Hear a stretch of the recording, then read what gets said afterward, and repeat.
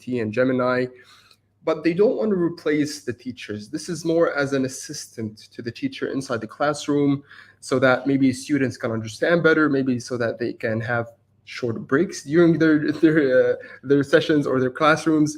However, this has gotten some support from the Minister of Education in the UAE, Sir Ahmed Al Falasi. So he emphasized the commitment to adopting these advanced technologies and collaborating with partners like Microsoft and OpenAI during this initiative. So they basically launched this, or they announced this initiative during the Alif's summit in Dubai. So for reference, Alif is a platform that started in 2017 with is a digital platform for education that started off in 2017, adopted by one school. Now it's used by more than 400 schools in the UAE and 3 institutes in US and Canada. So it has a pretty big impact in the UAE and globally, and it's a very promising initiative from Alif to kind of promote AI and Gen AI in classrooms to assist teachers. When we look at the education sector in the UAE, it's strongly supported by government. Plus, with the government's increasing focus on integrating AI in day-to-day usage for government entities and their citizens, having schools leverage AI is one of those steps. On a personal note, I've been using AI with my kids at home for their homework. The scenario is it's Sunday evening, very late. They come in and they have something due the next day and they're struggling with, and they're doing a last-minute student preparation of homework, as we all used to do when we were younger. And I look at the topic and it's already late in the evening. I have a struggling kid who's also half asleep. I look at the topic, it's really something I'm not interested in, or off the top of my head, that means I have to spend time to read and study it and so on. What I end up doing is I use ChatGPT. I upload all of the class material, and I say, you are a tutor for a child named, the name of the child, that age group, they are in an international baccalaureate school, this grade, and you are their tutor. Help them first, in the beginning, help simplify this material and explain it to them in simple terms. Then ask them a series of questions to see if they understood it and help them walk through that understanding. And then after that, we go to the homework part. So when I do this to the AI, I just and I take a step back and I watch my child interacting with the AI, and I look at the answers given by AI. I act as a mediator. So I fine-tune the prompt a little bit more, or I give a bit more guidance to the child there. So that has helped bridge that last-minute preparation aspect of homework, and I think it can be I think AI can be a powerful tool for helping with homework and education and parents and teachers and everybody involved. Ayman, it's very interesting that you said that you're acting as a mediator, because I recall back in my childhood, I used to get assistance from my parents during specific subjects that I needed help with. And they basically would act like teachers at home. So now you're saying you act like a mediator between your child and what is now a digital teacher. Would we see this kind of transition in schools? So they need a tutor, and it's last minute. It's Sunday evening, and I'm not that tutor. Yeah, there are some topics I don't know. It's been forever since I've covered that topic and how this works and so on. And yes, I act as a mediator because I'm not a tutor and I'm not the child who needs to do the homework. I'm the person in the middle who's setting up the prompts and the AI properly, and I'm making sure that the prompts, the answers are within reason, the education, the answers, the tips and tricks that the tips that the AI is giving is something that the child can understand. And I'm also, because it's simplifying it for somebody who's young, I can understand the simplification as well, so I can learn and somewhat nudge. But yes, I act as mediator. I'm not a tutor. I'm not a child. If I want to apply this to an education institution, I feel teachers can use AI in multiple ways. So for teachers to use AI in multiple ways, one is as part of their work, they're trying to come up with multiple assignments for the same topic. So they usually have different sections that they have to Yeah. teach. And you have many cases where if you give the questions to a section A, section B, C, and D will know the questions and they already can get Yeah. their answers if they're far apart. So Mhm. what you can do with AI is you can upload, so the teacher can prepare their first set of questions and answers. It uploads them to AI and says and asks us to generate a series of different variations of those questions for the other sections. That's one use case. The other one would be helping prepare questions from the beginning. So the teacher can upload the presentations and the documents and the URLs and whatever the reading material and studying material and ask it to create questions. And then the teacher, from his or her own experience, they can modify the questions and the answers based on Mhm. what they think is relevant for the students that they're teaching. The third use case for education from a teacher's perspective is potentially preparing the presentations and the material for them.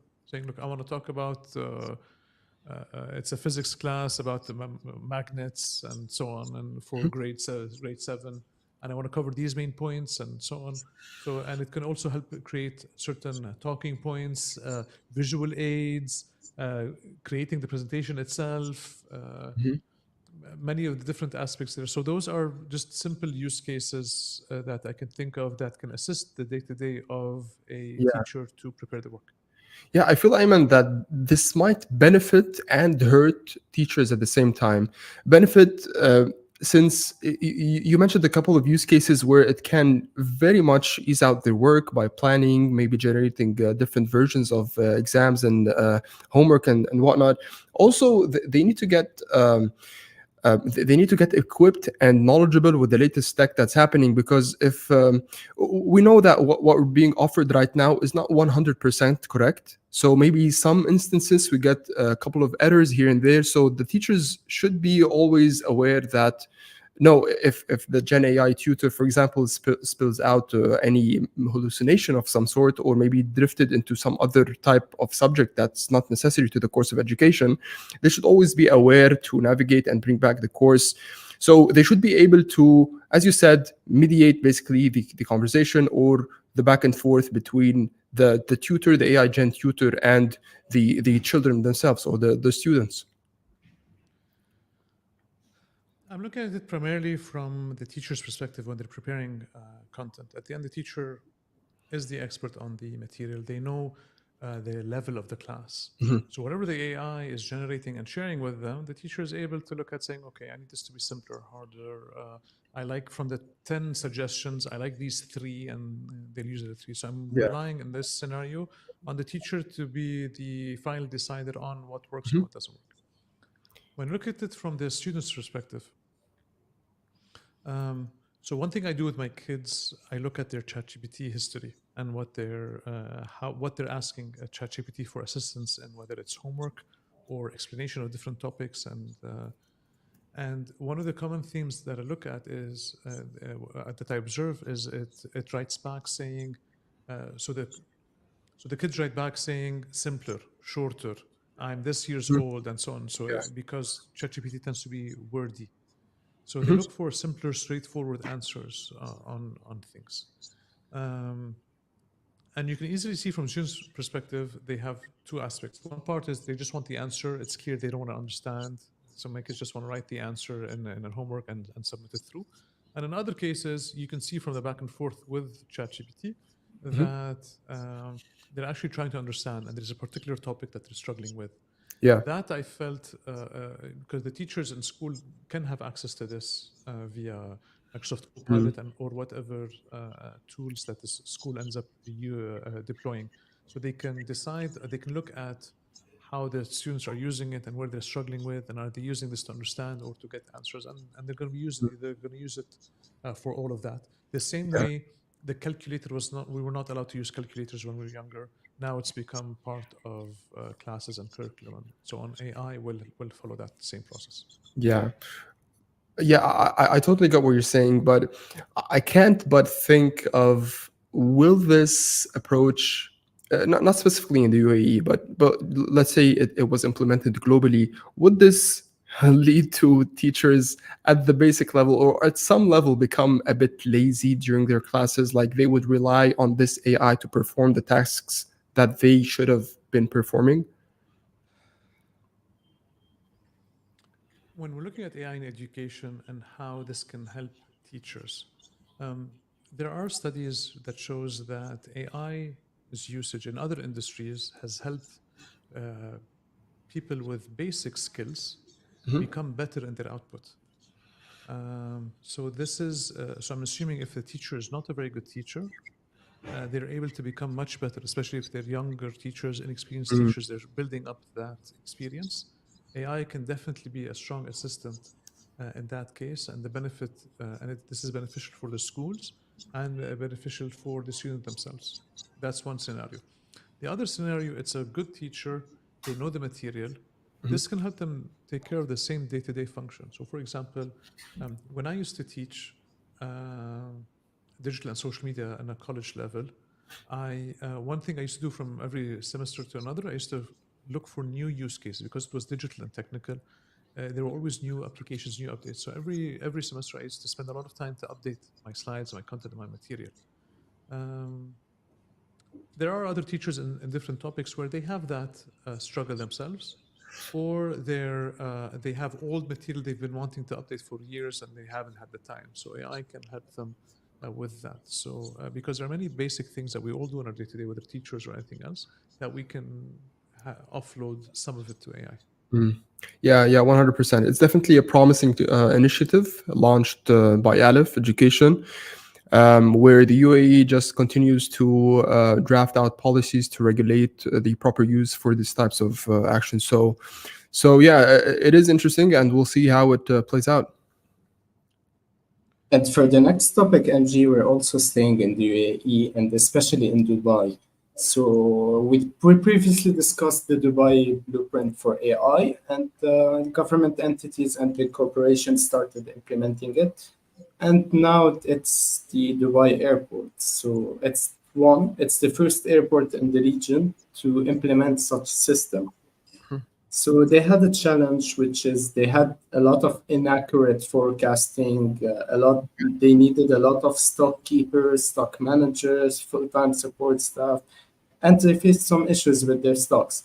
So they came up with a solution, which is an AI-powered material requirement planning tool. It's an MRP AI powered, and it predicts the future consumption of their parts. So it uses the analysis of real-time data. It has access to their inventory. It analyzes it and it predicts the future consumption.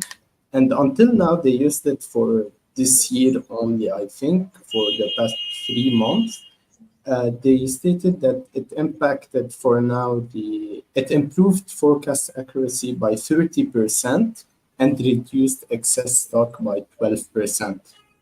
So, Ayman, do you think for such an AI integration and AI tool, this impact is enough, improving 30% the forecast and only reducing 12% of excess stock? Can you walk me through the use case? It wasn't super clear for me, and you lost me at the MRPA, ABCD, whatever it was. Okay, so it's basically an AI powered system so they can manage their stocks instead of humans forecasting that we're Mm, gonna need, let's say, 10 spare parts of this item over the next 10 months. This is the job of AI now. mhm, Um, so using technology to manage inventory has always been there. Now we're calling it AI, but it was machine learning before. And I know there are many companies that have started very small and have grown over the years to be huge and very big revenues because they're able to help large companies manage their own inventory with this data. Now, having a better version of this with AI is definitely helpful, and there can be reductions of 10, 20, 30% depending on the use cases and the level of digitization. I feel the opportunity with AI can help also with the endpoints. So today, a lot of this is at the central part with the tool that manages centrally the inventory. But I think AI can be extended not only on the central aspect of this, but also on the endpoints that the users can use when they're counting the inventory, when they're keeping track of it, when they're adding things, removing things, and so on. So, adding AI at that end level with the user directly, I think that's also an area that can definitely help improve on the efficiency. Do you think in this use case or this case, basically AI will reduce some jobs or take over some jobs here?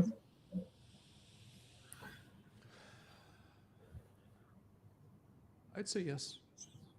I'd say yes because Mm. the more information you have, the better decisions that you can make.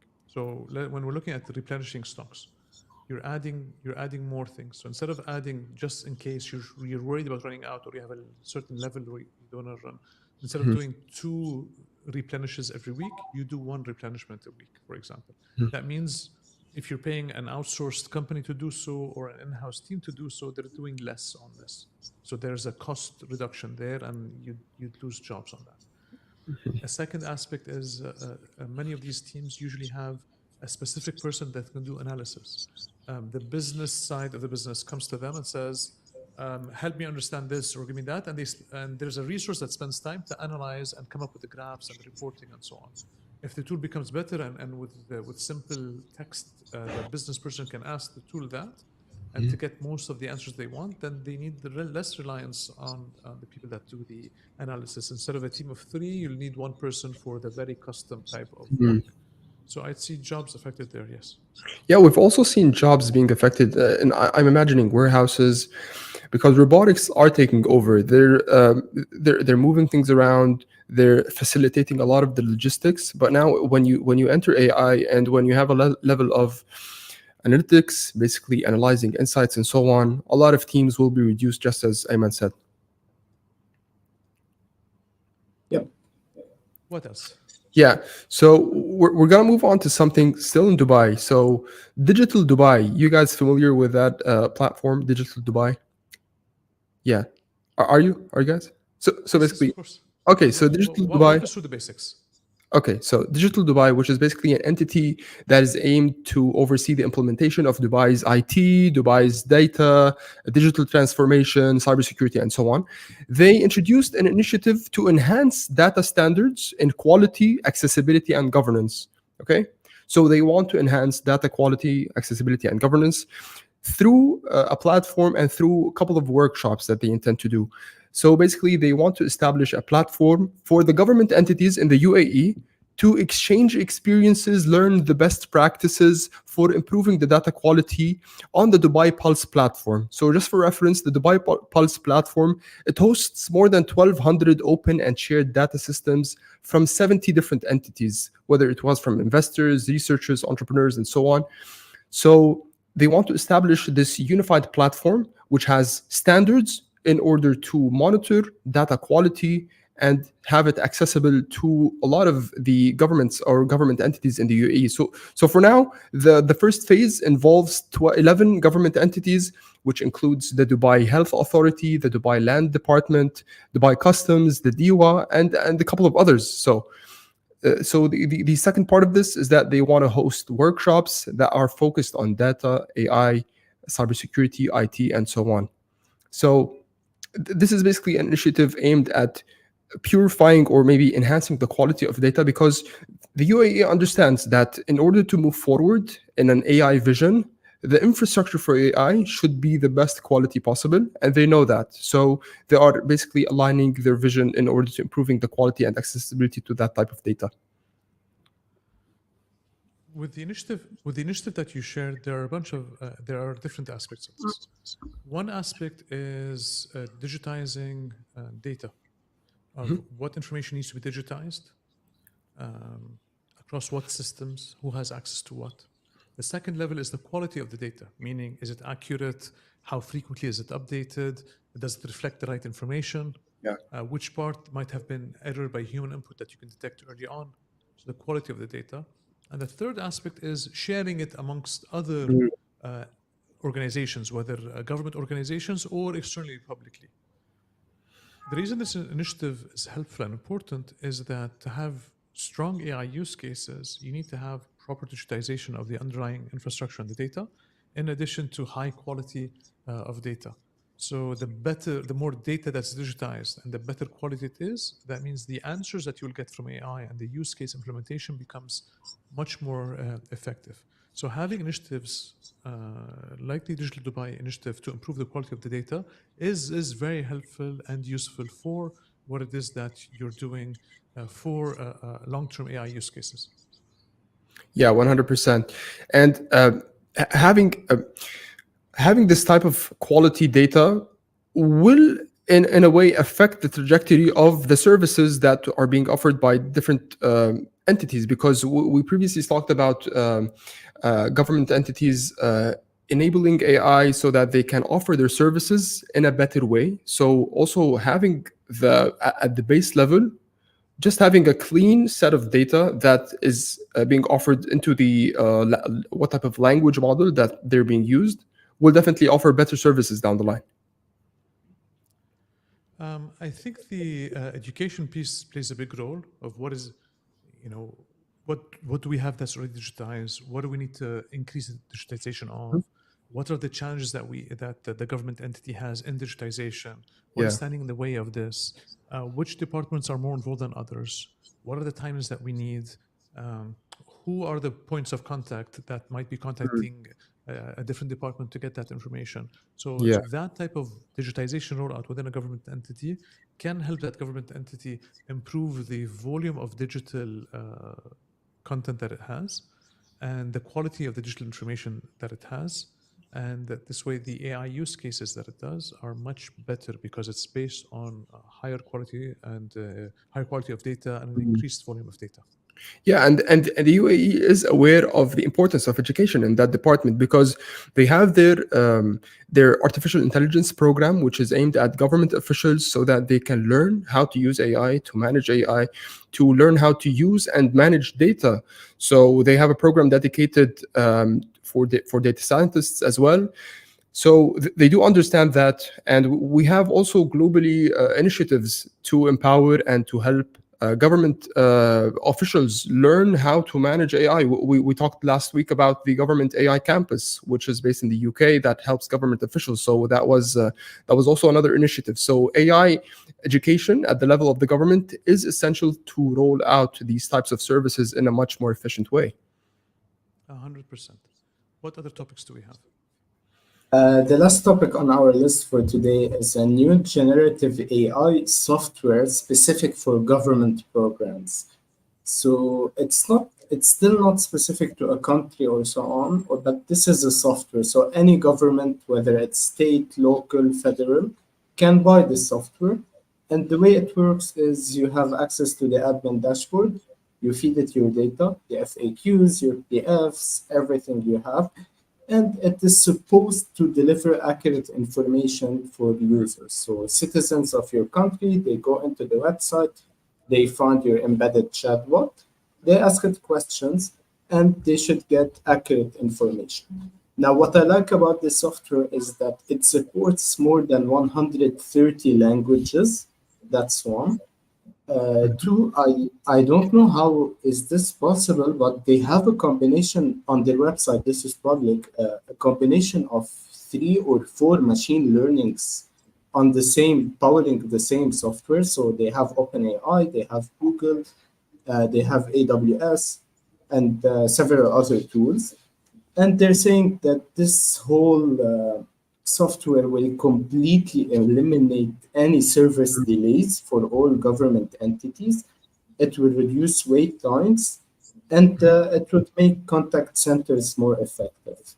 So this is like a support chatbot AI for government entities, government programs. I think it could be helpful, but do you think it could completely eliminate service delays? What country is this? I think this is they already have, let me check. They already have some clients, the US Department, Social Security. So Yeah, it's I US think this is focused. yes. And Yeah. what are the use cases for me as a person? I'm coming in to ask what? Okay, so the solution areas are healthcare, housing assistance, employment, pension support, and so on.